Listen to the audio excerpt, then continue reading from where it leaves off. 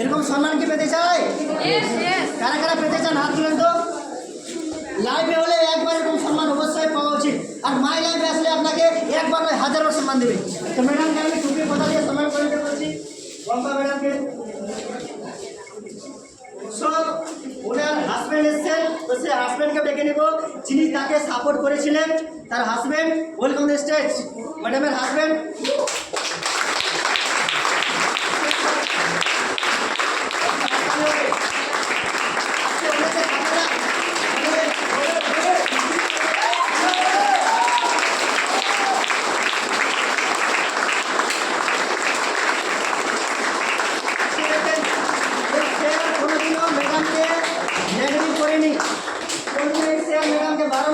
Support করে, all time support করে যে না ম্যাডাম করুন, খুব ভালো কাজ করছে, ইনকাম পেতে।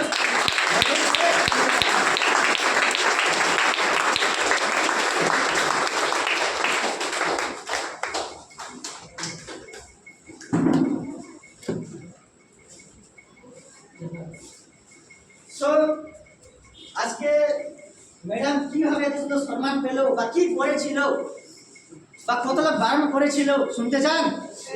ম্যাডাম মুখে শুনতে চাই যে কি করেছিলেন, এখানে ভাড়া করে নিয়ে এসেছি নাকি আমরা সম্মান দেওয়ার জন্য, সেটাও শুনে নিন। যে সত্যি মাই লাইফে টিসি হয়েছেন কিনা, কেনাকাটা একবার করেছিলেন কিনা শুনতে চাই।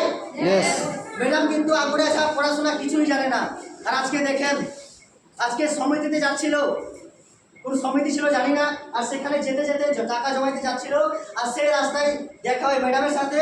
আর ম্যাডামকে ফুল প্ল্যান আমি দেখিয়েছিলাম, ম্যাডামকে বসিয়ে যে দেখেন এভাবে হবে, ও জন্য আমি করতে চাই, এটা ইনকাম রাস্তা চাই।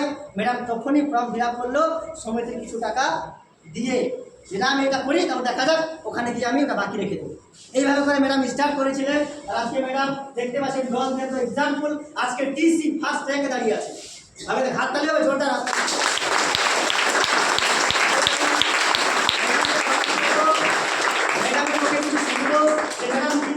কিভাবে এই জায়গা আসলেন, কেমন লাগছে, ম্যাডামের নাম পরিচয়, কোথায় বাড়ি।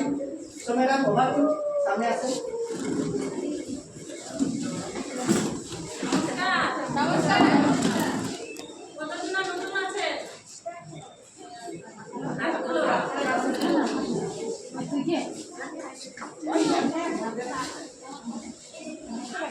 আমার বাড়ি, আমার নাম ললিতা মণ্ডল, বাড়ি আমার বাড়ি।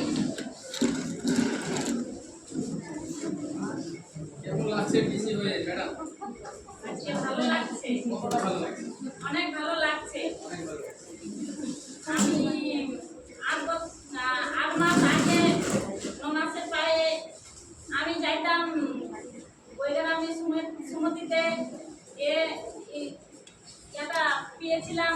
সেখানে যেতে যেতে আর কি বলেছিল স্যার, উত্তম স্যার বলেছিলাম যে ম্যাডাম 100 টাকা করে শুনো। তো আমি কি আমি